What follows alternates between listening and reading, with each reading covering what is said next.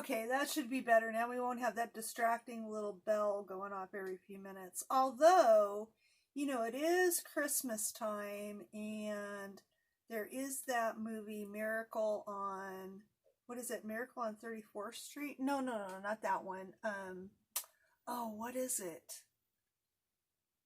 The one where every time a bell rings, an angel gets their wings. So, I don't know. It is Christmas time. Maybe that was about. It's going to bug me, the title of that movie. In fact, we just watched it, and I can't remember. It's the one with Jimmy Stewart.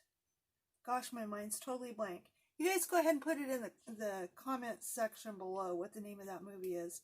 I know it as well as I know my own name. Maybe it'll come back to me, but anyway. That's one of my all-time favorite Christmas movies. We did watch it for Thanksgiving. You know, I should be festive. Maybe I should play a little more Christmas music and watch a few more Christmas movies. Maybe that would help. So, I think one of the reasons why I'm not feeling super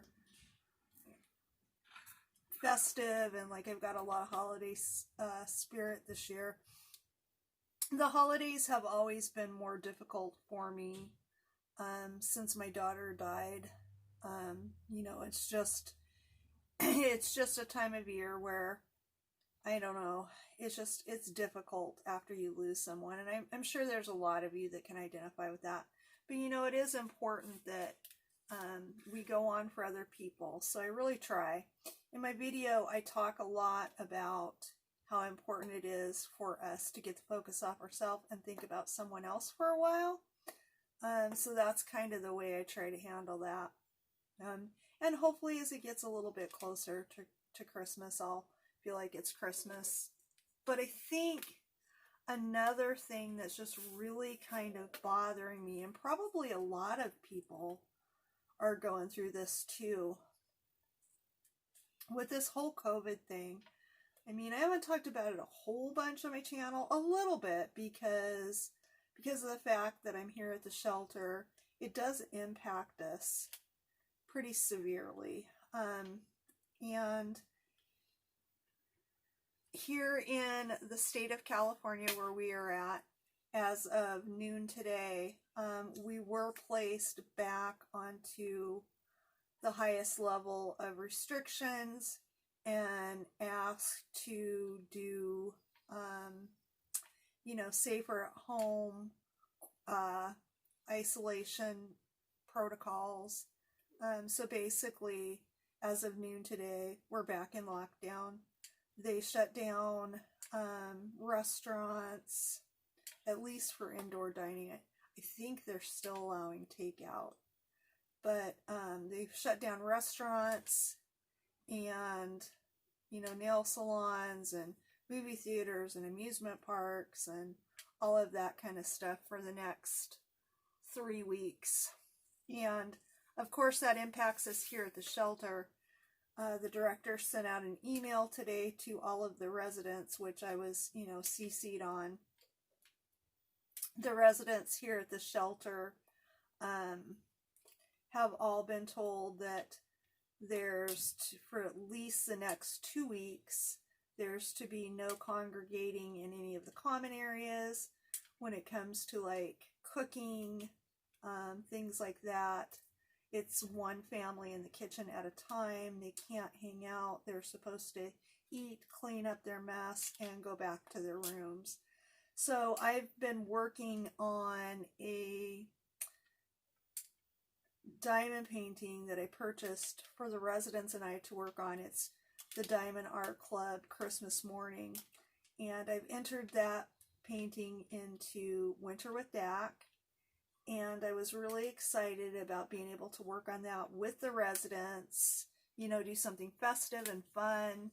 And now, because of the lockdowns, I won't be able to do that. I have brought the painting back here to my studio apartment, and I'll be working on it by myself. It's really big, and I'm feeling really overwhelmed because not only did I have that you know, that I wanted to complete, that project, but I've also started another project that I really wanted to complete for my daughter by Christmas Eve at the very latest, which is a Dreamer Designs, the sledding, Chuck Penson's Sledding to Town. So I just am feeling like there's, no way I'm going to get through probably either one of those. So that feels a little depressing and overwhelming to me. So that kind of sucks. The other thing about it is I really worry about the residents. With everything kind of going back into lockdown, there's a possibility that some of them may lose their jobs again. Kids are still in school like a few days a week right now, I think, but who knows, that might change too. So, that it just really puts a lot of stress and pressure on the residents. So that makes me feel kind of sad. So there's all of that. And then there's the fact, like I said, tonight I am definitely going to express my elf. There's all the stuff that you see in the news and social media and, the different things that people say when you're talking to them. And some people are still thinking that this pandemic is a hoax. Some people think it's real, but that we shouldn't go into lockdowns. And I just don't know what to think. I really gotta believe that, this is a real thing. It's worse than the seasonal flu. If you look at the numbers and stuff like that, I think, it's real. It's out there and it's dangerous. And I think our healthcare systems and our hospitals are, being swamped, and they are at this point in the state of California, the ICU units are at 15% or less of capacity. So that's pretty scary. And they're telling us it's going to be worse by Christmas. So, and then I think maybe there's going to be another surge after Christmas, because there are just so many people that don't follow the recommendations. I was reading some local posts from the town that I live in today, and there were all these people that were trying to find restaurants here locally that were going to defy the order and stay open for indoor dining. And believe it or not, there's some out there. Now, I feel very, very badly for all the small business owners and the people that have restaurants and things like that. I know they're hurting. One of the comments that someone made on this Facebook group, local Facebook group that I belong in, is that people should realize that public health recommendations are not laws. So in other words, implying that people, that own these establishments who have been told that they need to shut down, kind of implying that they do not need to comply.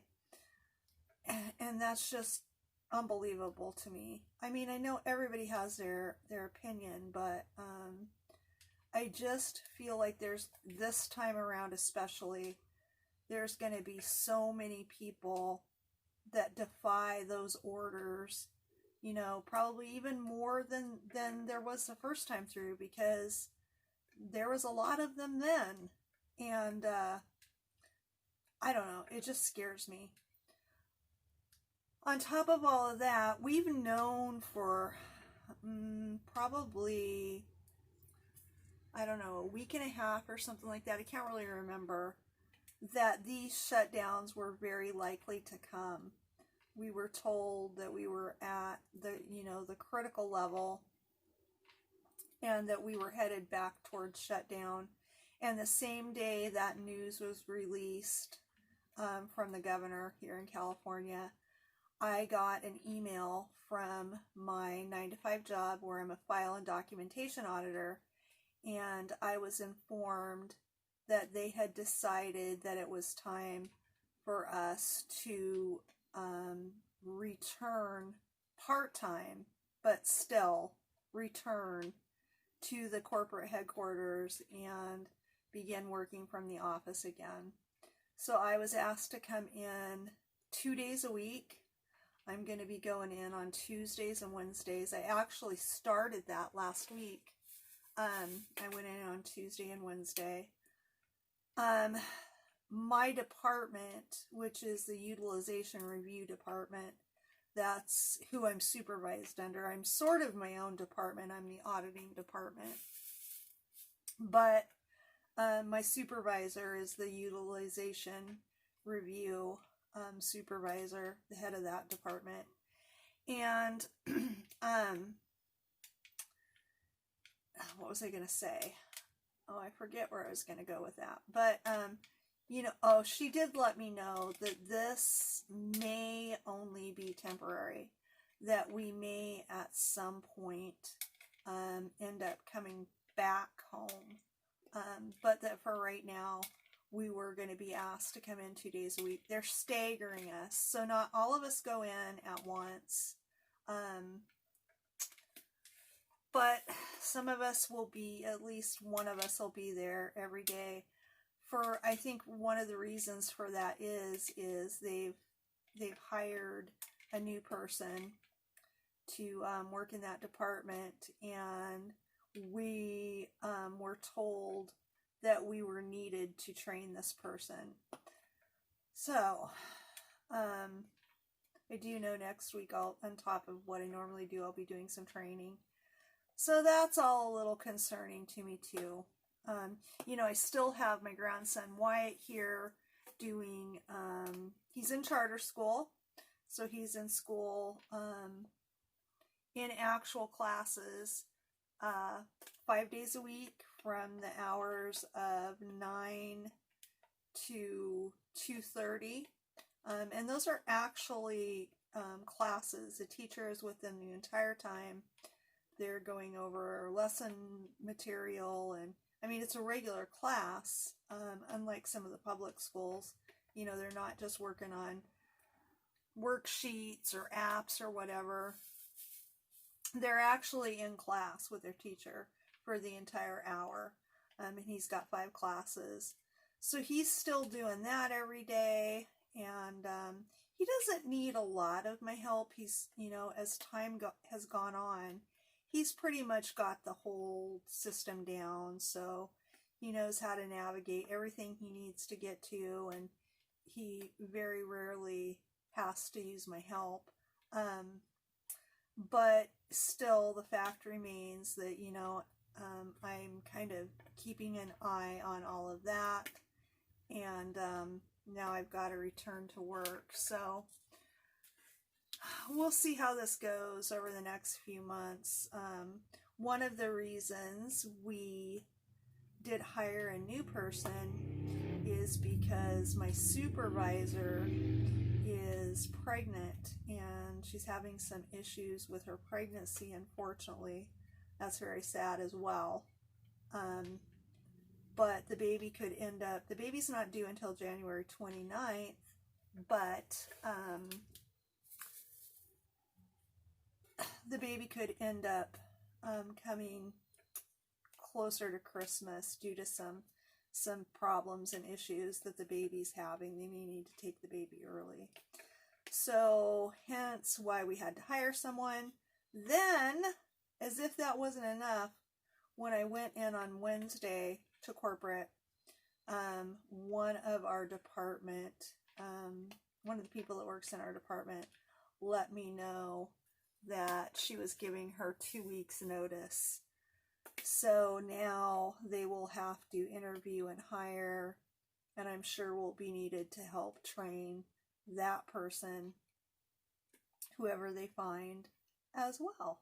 And my poor boss has to be really stressed because, you know, she's pregnant, high risk pregnancy with problems, and, you know, all this is going on. As if that wasn't enough, we're also opening up a mental health facility, and I will be taking over all the auditing for that inpatient center. It's 6 beds, so it won't be too awful bad, but bad enough. So all of that's going on. And then as far as like in my personal life, this is speaking of babies, this is probably something that's, you know, quite a lot, not quite a bit, but a lot more positive than some of that other stuff I've been talking about. My daughter, Sarah, she's the daughter that lives here in California and has 3 children, 4 including my grandson Wyatt, who she adopted. Same one that lives with me, but you know, that's its own story in and of itself. But anyway, so she's got the 4 kids. She's a school administrator for a charter school in LA, and she's working on her 2nd master's degree, and recently, just like 2 days ago, threw her hat in the ring to become a school board member. Hang on, an ambulance is going by. She threw her hat in the ring to become a school board member at the school that my granddaughters go to. So I mean, she's a real go-getter. I'm so proud of her. She's accomplished so much in her life, and she's worked so hard. She had to work to put herself through school. She's got a lot of student loan debt. So yeah, I'm really proud of everything she's accomplished and continued to accomplish. But again, I keep finding myself saying this lately, as if that wasn't enough.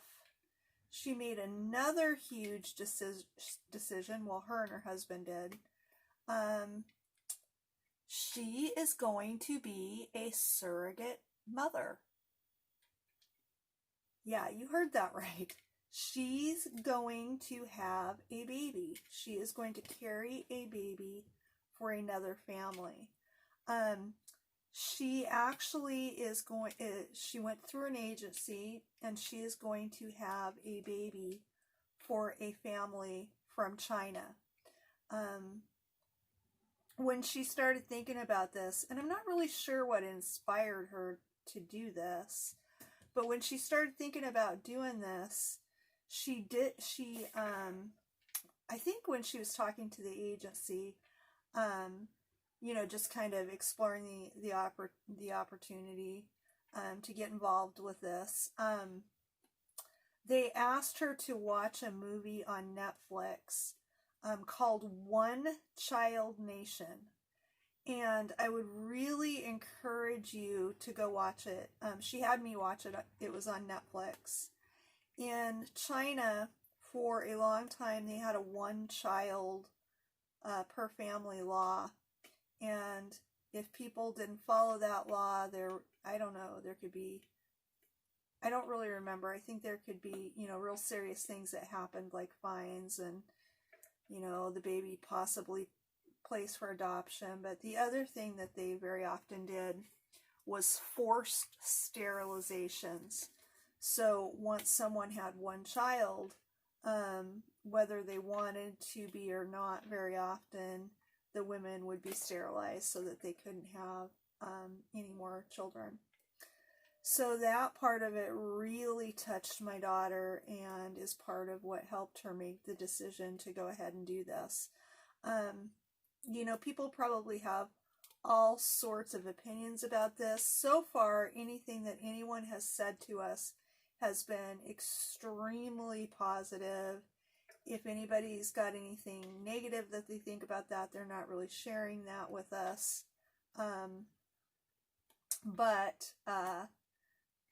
You know, and for all of you that are watching, you know, you may have your opinions as well. I think it's a real positive thing. I'm really, really proud of her. Now, she's going through an agency, and she's having this child for a family out of China. She does know the family. She's talked to them, you know, via Zoom, I think, a couple of times. And, You know, there's been texts and emails and stuff back and forth. And I'm sure as this process goes on, that'll probably increase, you know, once she is officially carrying their child. So, you know, but you may have an opinion about this too. You know, and if your opinion's negative, you know, I'm sorry that you feel that way. My daughter decided this was the right decision for her. When she first told me about it, I said, Sarah, are you sure that you're not going to, you know, have feelings about carrying this child and then, you know, having another family take it directly from your womb and you not, you know, be a part of that child's life ever again? And she said, Mom, when you think about it, I actually take care of people's children all day long, every day. That's what I do, is care for other people's children.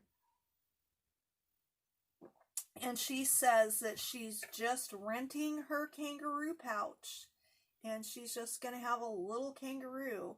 And little kangaroo will go directly from her womb to Mom's arms. And so she's real positive about it. She normally has had real good experiences with pregnancy and childbirth, so she's not too worried about any of that. She's been being prepared for the process for about the last 6 weeks. She's been taking, like, you know, estrogen shots and progesterone shots and taking all these vitamins and everything. And she's finally made it all the way through that process. And on Tuesday of this week, the embryo will be implanted, and hopefully, I mean, we're just praying that everything goes smoothly. And by, I think, the 14th or 15th of December, they will do the pregnancy test, and hopefully that will indicate that she is indeed carrying a viable pregnancy, and she will be a surrogate mother for a family that desperately wants to have a child and was not able to because they lived in a country where for a long time it was illegal. It's not illegal now to have more than one child, but if you watch the documentary and do a little bit of research, it's not illegal anymore, but it's actually very sort of frowned on for people to have more than one child. So this family has just decided that it's important to them, and they're going to do that. So that's, you know, that's what she's going to do. She is going to, we were joking the other day, and I said, I have to call the baby something, and she said, well, I'm going to call it, I'm not sure if I'm pronouncing this right, because this is just something I was reading out of a text, but she said she's going to call it Little Daitsu. I'm probably not saying it right. Anyway, she's going to call it the Chinese word for kangaroo, because she, you know, like I said, she focuses on the fact that she's been preparing her little kangaroo pouch. So I said that was awesome. I wasn't sure I could pronounce that, so I'm just going to call it Baby D. So hopefully real soon, Baby D will be, you know, growing safely and securely inside my daughter, and she'll be doing something very wonderful for another family. Now, she would be the first to tell you that this is not completely selfless, because she's very, you know, happy that she can do something for another family. Again, like I said, since she did some research and got some education about the one-child law that was in effect in China for so long, she feels really good about doing it. But one of the reasons she is doing it is, and she'd be the first to tell you this, she says it all the time, it's not completely selfless, she will be receiving $50,000.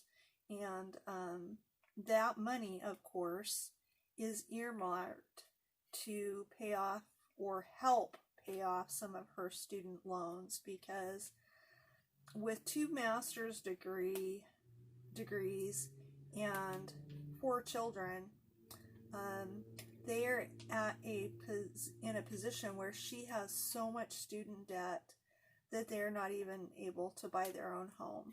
So, you know, that money will help them a great deal, you know, for their future and for the future of my grandkids.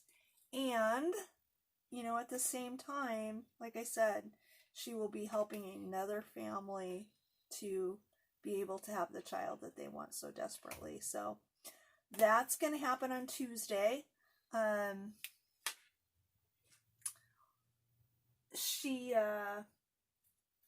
is going to need to be on a week of bed rest after that happens. So my 14-year-old grandson Wyatt is going to go to their house on Tuesday night, and he is going to stay with them probably until the weekend, so that he can be there to be a second, you know, set of hands for his Uncle James, because, you know, the 3 kids that they have are 3, let me think, 3, 5, and 6. So, you know, they're pretty little guys, so I know my son-in-law will definitely appreciate, you know, having Wyatt there to be able to give him a little bit of help with the little kids. So that'll be good. And I guess the good thing about that too is Grandma also gets some peace and quiet and time to herself. Speaking of time to himself, Wyatt's pretty excited about me going back to work. Last week when I was at work on Tuesdays and Wednesdays, he did go to his aunt's house and hung out with them. This week on Tuesday, for the first time during school, he will be staying here by himself. And he's asked me about, I don't know, 3 or 4 times, Grandma, when do you go to work? Are you going to work Monday? So, you know, he's a teenager. Teenagers need that time to themselves. So he's looking forward to Grandma going to work and him having the house to himself for the day. And, you know, I can't say I blame him. This whole, again, with this whole COVID thing, and I think that's a lot of what's got me feeling so kind of down in the mouth. You know, it's just really, really difficult to just not have there be anywhere to go, anything to do, you know, have that sort of lingering fear and worry over you and, you know, all of that kind of stuff. But like I was saying a bit ago, you know, all the stuff I see on Facebook and everybody, you know, defying the orders and upset because they can't go anywhere. It's just like, I just look at that kind of stuff and I'm like, really? Are you kidding me? You know, the fact that you can't go into a bar or you can't go out to dinner is that important to you that, you know, you're just not even going to take this seriously? Because I honestly believe that, and if people don't do what's recommended, that this is just going to go on for longer. And people always, the argument to that always is, well, you know, we want to support small businesses. People are losing their jobs and their businesses. I get that. But in the first lockdown, in this lockdown, and all of, you know, throughout all of this, you can still buy takeout, right? So there's still a way to support and help some of these businesses. I realize when they're only doing takeout that, you know, they may not be they may be laying off staff. It's a hard situation. I understand. I get it. I mean, there are no easy answers one way or the other. But my fear is if people don't take this seriously, that it's going to delay us getting out of this for good. So like I said to begin with, you know, these are just my opinions. I may upset some people. Who knows? I may lose some subscribers, but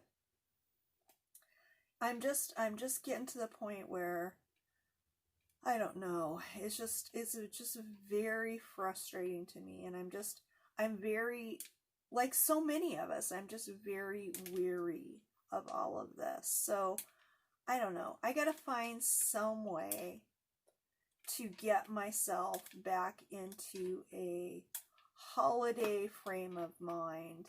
And it's like I said, most years since my daughter died, it is hard for me, but it's even more difficult this year. So what are you guys doing? I mean, what do you do that really helps keep you, you know, in an emotionally good place, helps keep you, you know, feeling festive? Do you guys have any recommendations for me? I don't know. Do I just need to get over myself? What's it looking like in your life? What kinds of things do you think as a community as a whole, as this diamond painting family that we've all created here, what do you think we can do to better help and support each other? Because, you know, it's hard times right now. I'm not exactly young. I'm 54. I always forget. I'm 55. I will be 56 on December 31st. Yeah, my birthday's coming.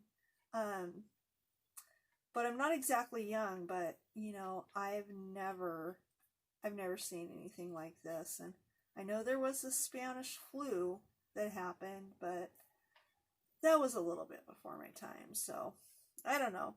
Those are just my weird ramblings and kind of my updates. In more positive news, if I've still got you here, you know, you can be looking forward, hopefully, to a little more content on my channel. I always say things like that and then don't follow through, but I'm really kind of focused on trying to develop a schedule, trying to, you know, again, just have those things to keep my mind busy and focused on positive things. So hopefully you'll be seeing a few more whipping chats from me.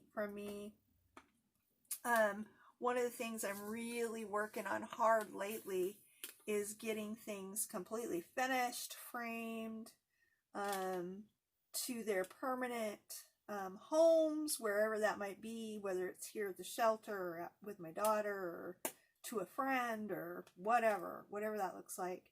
I'm really trying to get things finished up. So hopefully you'll be seeing some more finally finished and framed Friday videos from me.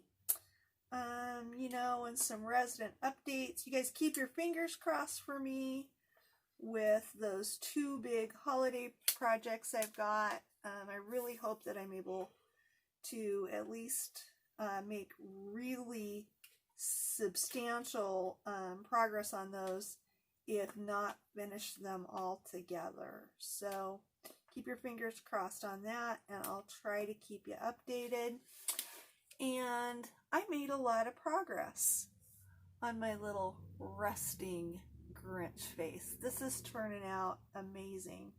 This is one of these things that you'll probably see in a finally finished video real soon. I'm trying to decide how I want to frame it and where I want to put it. I've got a couple of different ideas, but I'm not completely sure yet. So you'll just have to stay tuned to hopefully see how that all goes. But that's pretty much it for now, you guys. I think I'm going to let you go. But before I do, I want to remind you that in spite of it all, we can change lives one drill at a time, even if it's just our own, because when we change our lives, the entire world around us is going to start to change. That's it for now. Thanks for watching. I'll see you in my next one.